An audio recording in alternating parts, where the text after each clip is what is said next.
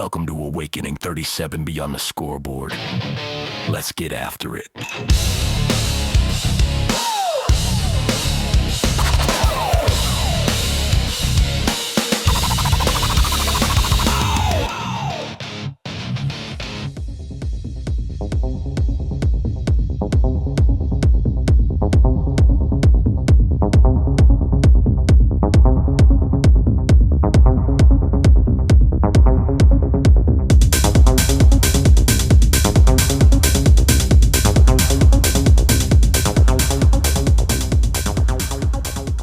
Well, I mean, I'll just jump right into it, man. So you began at Butler County Community College, and then you transferred to Arkansas and then to Northwestern Oklahoma State. What motivated those moves, and how did they shape your football path? Well, the first move, going to Butler, what motivated that was me just basically not qualifying coming out of high school. So that was, some things that I didn't take care of my senior year, so I had to go to JUCO route, just as Okay. far as not qualifying. So that's how that happened. And how it happened, basically, it was a situation where let me give you some context to it. There aren't any football JUCOs. Well, at the time, there wasn't any football JUCOs on the East Coast. Oh, okay. So I'm from North Carolina. So it was basically, man, me and him were doing some research, looking at a map of the JUCOs, and basically just putting my finger on Butler County Community College and saying, "Hey, let's try it out." We contacted them, sent some film, and the rest was history after that. Now, did you know they were good before you came here? I had no idea about Okay. anything, how good they were. I had no idea what Kansas even looked like. It was, we from where I was from, Kansas was far, far west, and our interpretation of Kansas was through the Wizard of Oz at that time. So Now, did you guys win a national championship when you were there, or did we you pick did. one? We did. We won two actually. We won Two back of to them. back national championships, Oh, nice. '98 and '99. So we had a pretty decent team, man.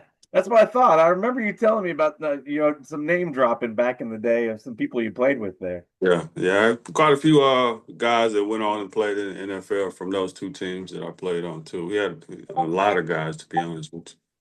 Now, looking back, what were some key lessons or defining moments from your time in junior college and at Arkansas? As far as defining moments, I say probably one of the greatest moments was just having that feeling of just winning the national championship. Up until that point, I never won anything that big before. So Hmm. just being recognized as the best junior college team in America was, that was a huge accomplishment for myself. And, coming from where I came from, coming from North Carolina and coming to Kansas, the whole culture shock as well, too. It was a huge culture shock for me. So it was a lot of the guys that came from out of state. We really, I mean, everybody had to dial in, but it was at the time it was very difficult if you wasn't from the state of Kansas during that particular time. Obviously, the technology and not being able to, really communicate with your family or even go home that much for that matter. But you really had to dial in and focus on what you were actually in school for. So Yeah, because I mean, El Dorado is in the middle of nowhere. I mean, exactly.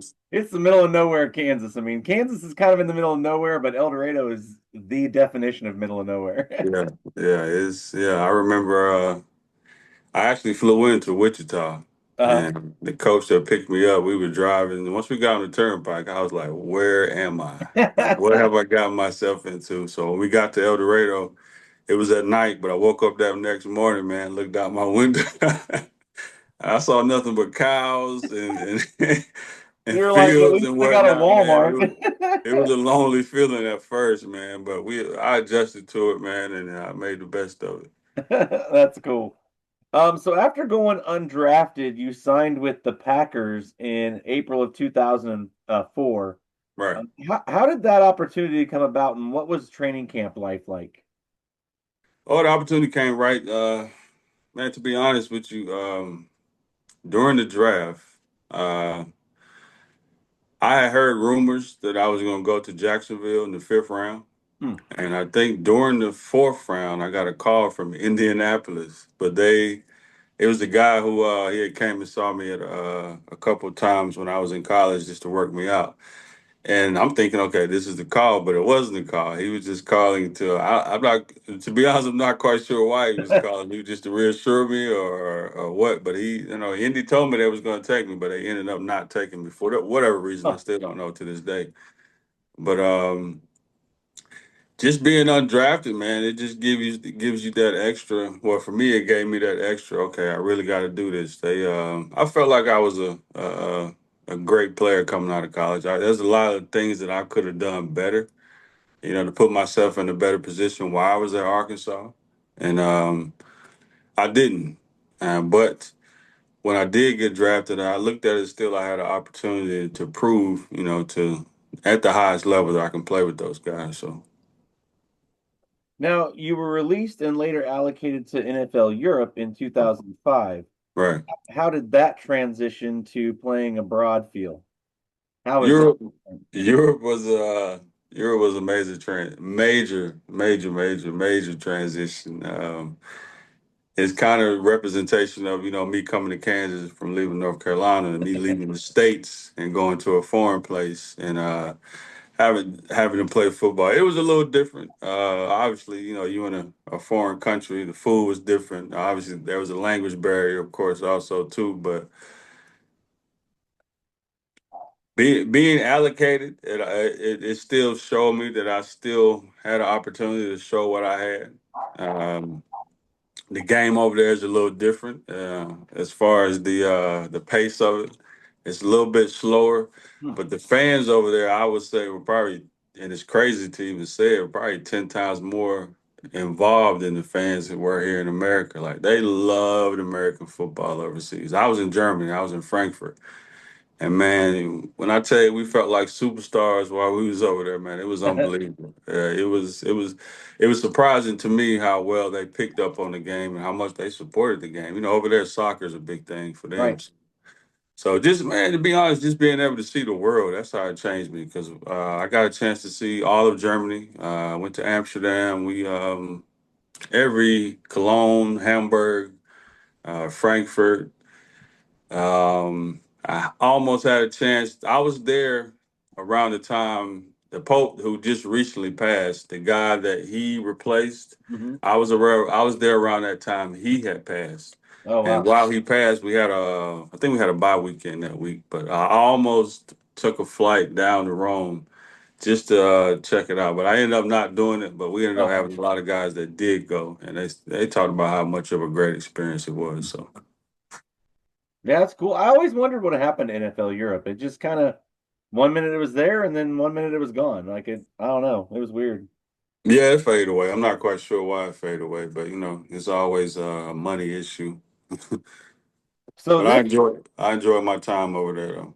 so this is the real fun one I want to ask. So you went to the CFL. Mm-hmm. You played for the Rough Riders. Mm-hmm. What challenges did you face adapting to the Canadian football? Because it's different. And how The was that game different up there? the game was totally different. And well, if you let me give you an example. If you play on the outside and you're a receiver, then it's normal as far as how the receivers line up. You being on the line or being off the line. But I played a particular position while I was inside. And before the ball is snapped is what you You what you call run. a waggle. And that was something I had to get used to, as far as not jumping off the ball, not being off sides most of the time. But it was kind of beneficial for those guys that did have, were pretty good at it because it's very, very difficult for a DB to guard someone who has a full head of steam Right? and is running around or even blocking. But yeah, it was just adapting to the game. The fields are wider and they're a little bit. The end zones are longer, are bigger as well too. So, but I mean, it's football. It's the same thing. I had one job to catch the football. That was it. So, That's interesting, though. I didn't know you played that position because I've watched, I think it was mhm. back in the 90s. Uh, Rocket Ishmael or whatever went up there and played for the Toronto Argonauts. Yeah, And yeah. so it kind of brought a face to it. And then it was like, oh, Doug Flutie played up there and Warren Moon played up there. Yeah. And so a face started coming to that league. And so I watched a lot of it and I was like, man, this stuff's weird. In that particular position you're talking about, I was like, this Yeah. looks just goofy. Like, how could you, like you said, for a defender, like you got a guy coming at you at a full head of steam. I mean, Yeah. and then you said blocking. I was like, oh, I didn't even think about that. That dude's coming at you at full force, Go and ahead of steam. you're just standing there. Boy, and you only get third down is like a fourth down in the CFL. Oh, really? Yeah. Yeah. A lot of people they don't have fourth downs in the CFL. So yeah, the And they don't third have down. punts though either, do they? What's that? They don't have punts either, do they? They punt. Yeah, they punt. Oh, they do. Okay, I didn't think they punted. I couldn't remember if they did or not. Mhm. I don't know. It's been a while since I watched it. Yeah, it's a different game, but it's the same as here. The fans up there, they love it. They support it. I still have a couple guys that I'm still friends with that I play with from up there too. I talk to them from time to time. So If you had to name drop a couple people from the CFL, who would you start out name dropping? first and foremost, my guy Darius Durant. Okay, Darius Durant. He played in North Carolina. He played at University of North Carolina, and then I never met him before the CFL. We actually lived together for his first year. It was my second year while I was in the CFL. But you remember the Ice Cube movie? What's the name of it? Every Friday. I Friday. think it was it next Friday? You remember the jersey that they had on the North Carolina jersey? Yeah, That number was nine, I Darius think it Durant. was. Yeah, that was Darius Durant jersey. Oh, That was was yeah. He wore his jersey throughout the whole movie. So it? that was like a big thing between me and him. So yeah, Now, did they that do that on purpose, or was that just? I'm not sure if he did it on purpose or not. I think he just was a North Carolina fan and just liked the jersey. So I thought it was a cool thing, my man. You know, he was in college and he never met Ice Cube before in his life, and so to have somebody that big wearing your college jersey in a movie, the That's full length of awesome. the Yeah, movie, that's that's pretty awesome. awesome right there, man. That's pretty awesome. But it's a lot of guys, man, that let me see. There's probably the most. Gavin Walls, he's a guy I played with at Arkansas. He actually played for Winnipeg. Hmm. I think he's actually married and still lives in Winnipeg to this Really? day too. Yeah, he's been up there for quite some time, has kids and everything. He still lives in Canada. Man, it's not off the top of my mind. It's probably not too many more I can remember, but those two probably the two guys I remember the most. That's cool. So, navigating moving teams and leagues, how did you stay mentally focused and resilient doing that? To be honest, I have no idea. It was something at the time, Jason, I just wanted to do. So and it was, for me, it was a situation where I had the ability to take care of my family as well too. So it was at that point, it was more of just loving my job and the things that I was doing, and I grew up wanting to play in the NFL as a kid. So that was, to me, it was just another part of life, and I was to have the privilege of your job being something that you always wanted to do. A lot of people don't get that type of experience. So for me, it wasn't really adapting. It was just something naturally that just came with what I was doing in life. Now, were there any mentors or rituals or philosophies that you learned during those transitions? Probably my biggest mentor in Green Bay was Donald Driver. I haven't talked to D Driver in a while, but he was all the guys were cool. Antonio Chapman, Javon, what's Javon last name? Javon Walker. Uh, I'm talking about receivers. Bubba Franks. Me and him had a pretty good relationship when I was in Green Bay. Oh yeah, he was a Um, big-time tight end back then. yeah, he was a big coming out of Miami. Bubba was man. Bubba was the most countryest dude you ever been around in your life. If you ever met him, man, yeah, you would know why his name was Bubba because he was definitely a down He was south country, original. huh? He was country. But as far as probably Driver, man, Driver he grew up in some different circumstances. Coming up, he was homeless for a while he was in high school.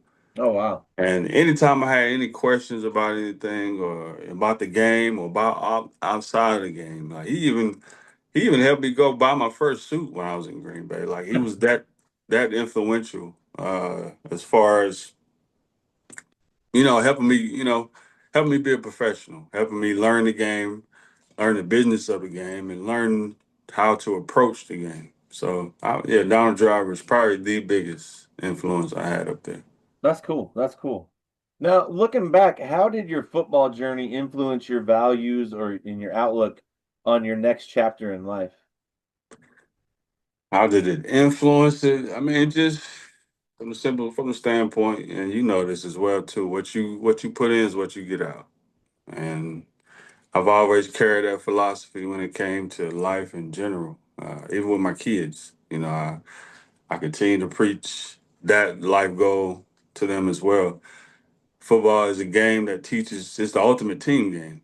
So it also taught me in the workplace being able to understand my role in the team atmosphere and being able to work within a team. So football has taught me a lot, man. I can write a book about everything that football has actually taught me. So Now, you were coaching for a while, I think, at a high school there in Wichita, weren't you? I coached at South. I coached at South for 4 years. I coached receivers while I Okay. was there. That was a good experience too. I actually coached my son prior to me coaching in high school. I coached in the Wichita City League for years. When I was done coaching with high school here in Wichita, I actually coached the City League again with my youngest son. He currently goes to Derby. Oh, okay. Hmm. So you coach out at Derby now? I don't coach out of Derby. No, my coaching day is probably over with, man. I train them during the off season. Like we had a workout today, earlier today. So I love that aspect of it because I get to teach, the things that I had and came up and learned to my own kids, and being able to push that down to them. We actually had a conversation about that today. I was just joking around with him, and I told him, I said, most guys your age, they won't get these type of gyms that you're getting. I'm speaking from experience, not what I've Right. seen on the internet, not what I'm speaking strictly from experience. And he's a receiver also. So just being able to, give him game and just about the little nuances of the game, man, I love it. So I'm enjoying being a dad right now. Sometimes that's more fun. Yeah, it's Just way more sitting back fun. and watching. It's less stressful because, I was the type of coach that was a dad also. So my oldest son, he played at South while I was coaching. So a lot of times, I had to catch myself. I can't bring what happened on the practice field home. So yeah, Yeah, you have to it's let a it go. it's a thin line, man. But I mean, I'm enjoying what I'm doing now. So That's awesome. Now, you've had a unique path through football, lesser seen professional routes. What's your message to players trying to make it who don't follow the usual like draft NFL route style? Like if somebody was going to follow your style, what would you recommend to them? if they follow my route, you mean as far as JUCO Uh-huh. and just the route they went, man. Look, just always believing in your ability. Uh, Always continue to work. Just work, work. Outwork everybody. There's no substitute for hard work. And a lot of times when you get undrafted, you don't get as many opportunities as the guys that got drafted. So at that point, it becomes a numbers thing. And when it's a numbers thing, it's a wait your turn thing. So it's those situations where you just got to be in tune with everything that you can control at the moment. Whether it be working out, whether it be your routes, whether it be catching the football, but just knowing that every opportunity is small and it may not even come. So just take advantage of the opportunities that do come, and doors can open up for you. It's so funny you say that because out of the three athletes that I've spoke with, you've all said the same thing. Yeah, It's all been your hard work, and it nobody has said, well, you just have to be really damn good. I mean, nobody's said that. yeah, Everybody has said regardless of whether they're really good or not, their Yeah. answers are you got to work hard. Just show them you're working hard, be the best, if you're at a small school, be the best at that small school, always strive to be that best person, Yeah. and it's never been about like, oh, make sure you're the best athlete. It's always make sure you're that best person. Yeah. And Yeah. I always tell my kids, I'm like, coaches see that stuff, man. That extra 10, 15 minutes you stay after practice, Mhm. or, that extra day you just go out and throw balls around by yourself or something. I mean, I was like, coaches see that stuff. Yeah, they see it all, man. Yeah, Yep. I tell my son the same thing. Like, just do the extra things. Coaches, he's just a sophomore right now, so Oh, wow. he still has 3 more years left to play. But I told him the quickest way you can get on the field is by doing the extra things that other guys aren't doing. Well, I'll have to try to find you on the sidelines because, I mean, we play you guys. I play up here. My kids play up here in Newton.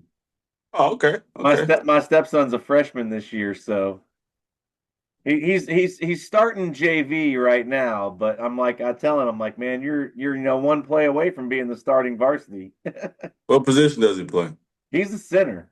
Okay, And okay. so Well, yeah, so that's another thing. I'm like, dude, that first string guy starts screwing up, they might not mess yeah, with him. yeah, yeah. I was like, center's a pretty important position.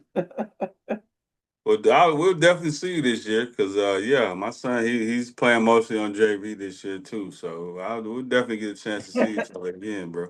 Oh yeah, for sure, because I'll definitely be at those games. Yeah. Well, so beyond football, what are you focused on now? Like in business, community, person? I know you were doing a lot of like promotion stuff and stuff like that before. Are you still doing that? Still doing like entertaining on the side? Still doing entertainment on the side. I slowed down around 2019, Okay. and I think my first event. No, well, yeah.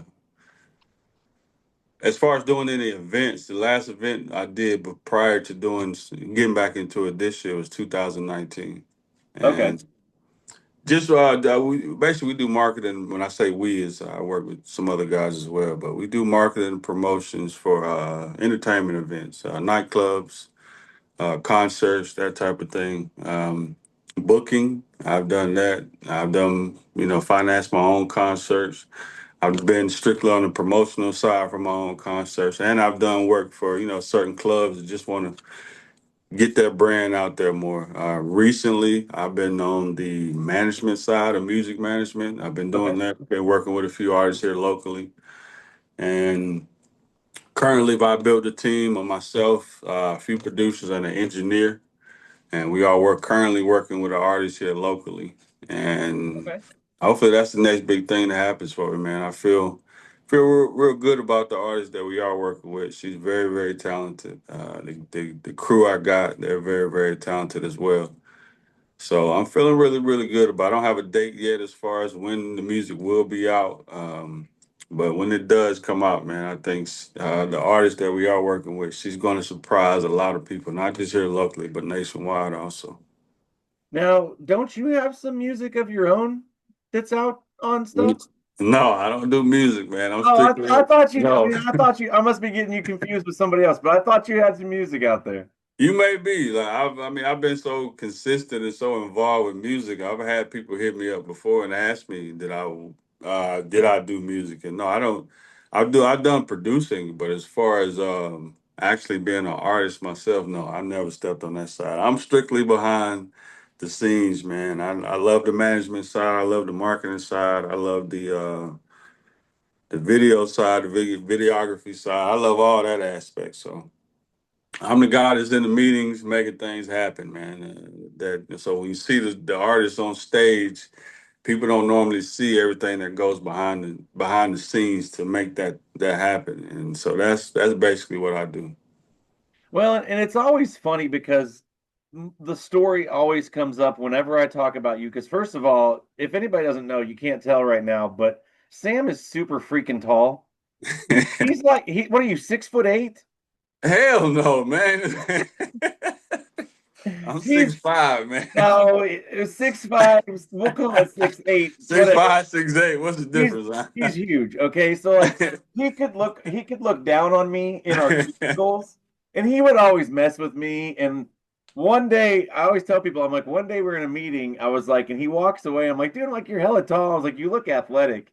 I was like, what? I was like, what did you ever do? And I you're don't know. like, Google me. And I was like, what? I was like, this guy. And This so arrogant. you get back to your desk, and I'm like still looking out of my. I'm like, what? And so I turn around and I Google you, and I'm like, played for the Packers, played for the. I'm like, dude, you play. I'm like, seriously.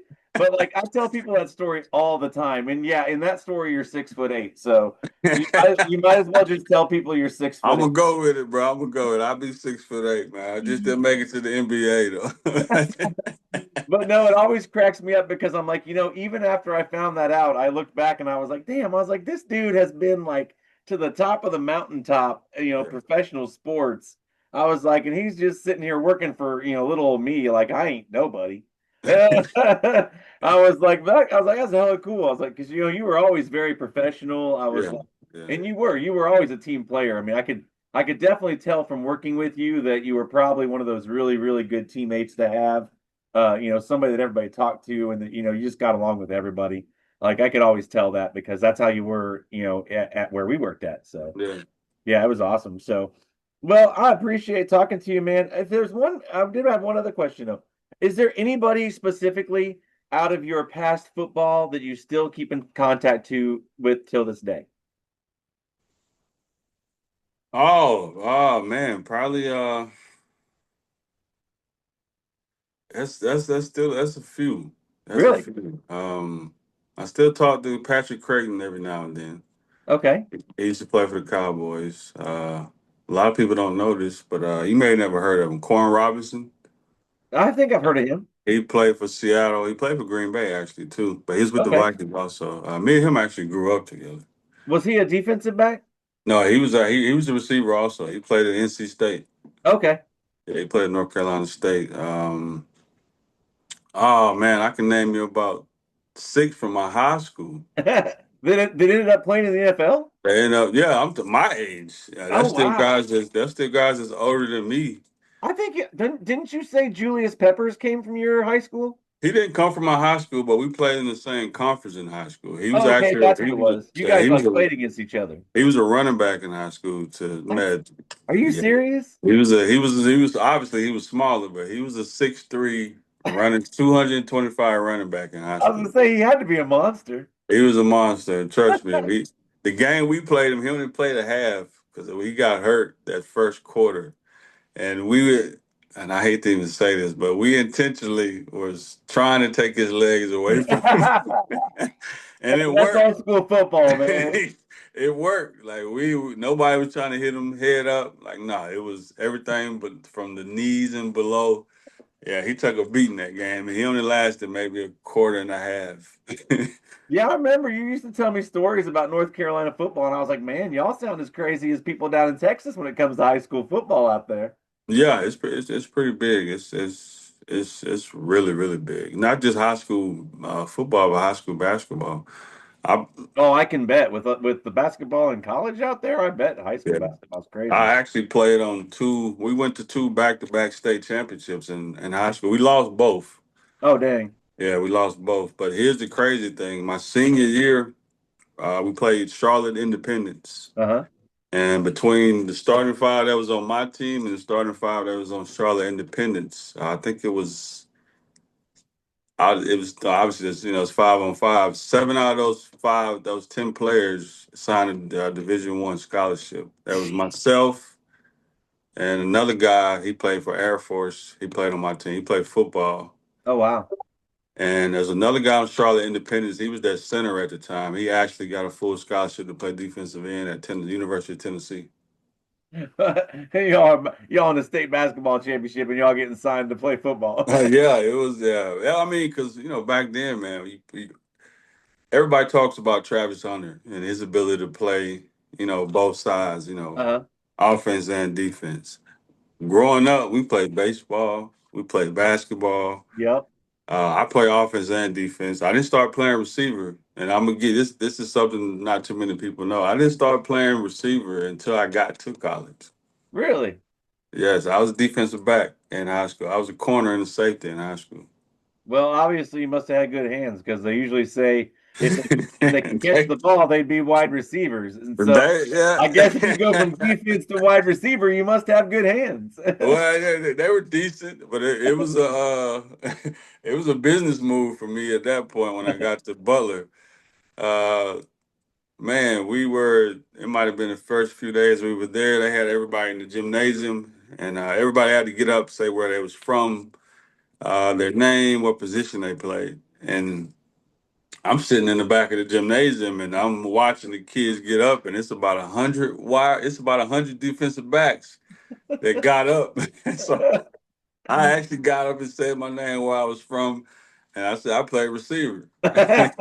So I threw everybody off that thought I was there to play DB and said, man, look, I'm not going to play DB here. So I'm like,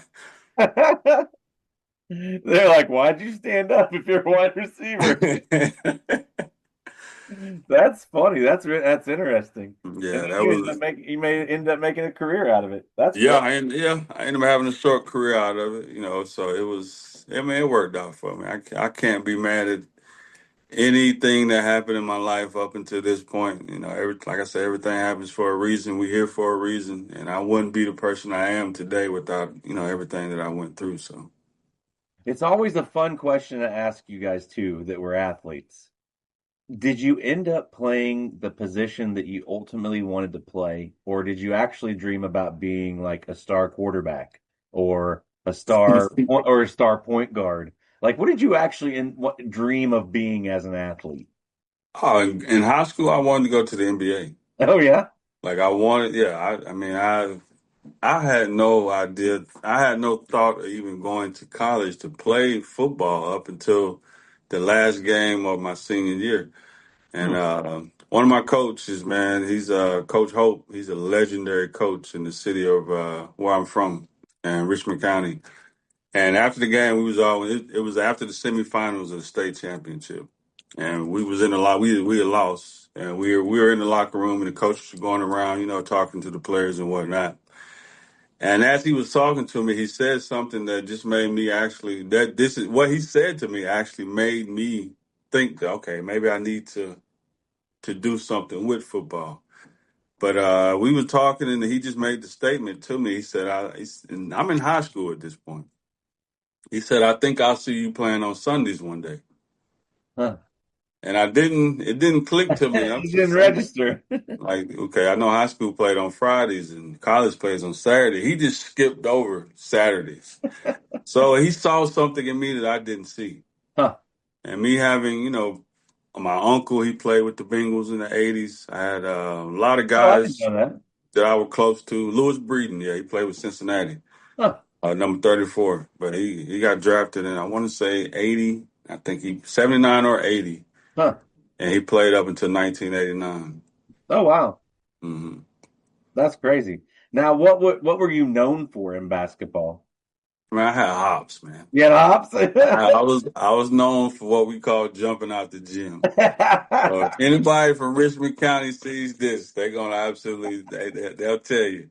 But I was known for that, man. I was a high riser. I love to jump. Any opportunity I So was got you to. catching alley oops and stuff in high school? Were you that? All that, all that. So if I got an opportunity Don't to happen in post, Kansas, not where I'm from. I don't think anybody ever dunked in high school where I'm from, ever. if I got an opportunity to posterize you in college, trust me, I did it. I love that part of the game, man. But I just had the ability to jump, and it was just something natural to me. So I used it to my advantage in high school. Now, but I mean, obviously that worked to your advantage in football too, huh? Because you were able to go up and get those high point those balls. Yeah, yeah, especially around that time. Coming out of high school, Randy Moss, he was a guy that I followed as far as him. He looked like me, tall, Yeah. athleticism. Him and Michael Irvin growing up are my two favorite receivers. Well, Michael Irvin just pushed off from everybody. We know that. I love the physicality that Michael had, man. I actually talk to my son in that way. As far as when it comes to being a receiver and just taking attributes from different receivers and trying to put it in his game. And I always tell him, I said, if you want to be physical at the line of scrimmage, emulate Michael Irvin. Yeah. Yeah, he was Yeah, a he was big real good at physical that, brother. man. Yeah, He would intimidate the crap out of defenders across the line. wasn't very fast. Didn't Nope. have great hands, but he was a playmaker. Yeah, I mean, because he was always open. Always open. I mean, that's the Oh, thing. That's the thing. Quarterbacks tell you, hey, if you're open, I'll find you. yeah. The good ones The will. Yeah, the good ones will. good ones will. What's that hat you got on? Inside out? What's that? Oh, so Inside Out. This is my wife's idea. So when we Okay. went on a cruise, okay. So backstory: I started doing TikTok after I started doing podcasting, and one day I was wearing a bucket hat, and apparently there's this big name guy, Bush Camp Dad, who plays Fortnite and wears a bucket hat and glasses. Well, when I was on TikTok, I realized I can't read the screen unless I put on my old man glasses. So I have to wear reading glasses. And so Okay. I had glasses on and a bucket hat, and everybody kept calling me Bush Camp Dad. Well, then a couple days go by, I take the hat off, and I'm wearing a different hat, and everybody's like, "Well, where's the hat?" And I'm So like, it stuck what are you with you, talking huh? about?" So yeah, so now bucket hats are kind of my thing. So I actually have about 10 different ones. Yeah. And the reason I go with the Inside Out one is because I'm a huge advocate for mental health and, like different things Okay. like that. And so my wife was like, "Oh, you should get that because that really signifies, all the craziness that goes on in somebody's head." So, I got you. I got you. I so didn't know you was advocate for mental health. That's pretty cool, man. yeah, so I spent some time, I spent some time with some serious therapy and I learned a lot about myself and other people. And Mhm. from that point on, I was like, hey, if I can help somebody out, I will. So, Yeah. My wife, she's actually a therapist. oh, okay. Yeah, I think I Mhm. remember that. I remember you telling me that once before. Yeah. She I always this wondered why you week were so crazy. I know, right? We actually had a nonprofit together. It's called Reach Out to Someone Else, in short for Rose. Oh, okay. But we had it for about 3 or 4 years. We just dissolved the nonprofit at the beginning of this year, so it's no longer the services are no longer there. She still does therapy, but Hmm. what we were doing, we were actually providing free therapy services for up to three sessions for free. Oh, So wow. mainly for people in communities who couldn't afford it, we was able to get a lot of donations and a lot of grants that came in. She enjoyed it, but it kind of it wore her out for after about 2 or 3 years of doing it. But she's a big mental health advocate as well too. So Yeah, I push it as much as I can. I try to, I got plenty of people that I'm like, hey, if you ever need somebody to talk to, give me a call. yeah, I was like, that's one thing I've learned through this. That was the biggest thing I learned was don't keep your mouth shut, man. Talk to people, find somebody you can trust, yeah. have those people that have your back. And a lot of people don't have that. So it's tough. If I need to be that person for you, I can. So It's definitely important for men to be able to have some type of outlet for mental health because with that stigma with us, we really don't. We're not accustomed to talking about yeah, some things that may be going on inside our mind on a daily or whatnot. So I'm a huge advocate for men and mental health. So I'm with you on that part, brother.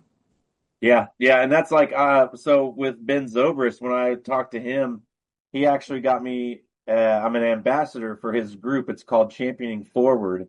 And that's really their basic thing is they focus on the different things that affect you mentally throughout sports. Because, Ben talks about how when he won the MVP of the World Series, like his life just completely changed and it was just crazy. Like overnight he got like 2,500 media requests for interviews, just craziness stuff like that. So he wants to focus on, that kind of stuff for kids. And so like I'm one of like I think 35 ambassadors or something. So Oh, that's cool, man.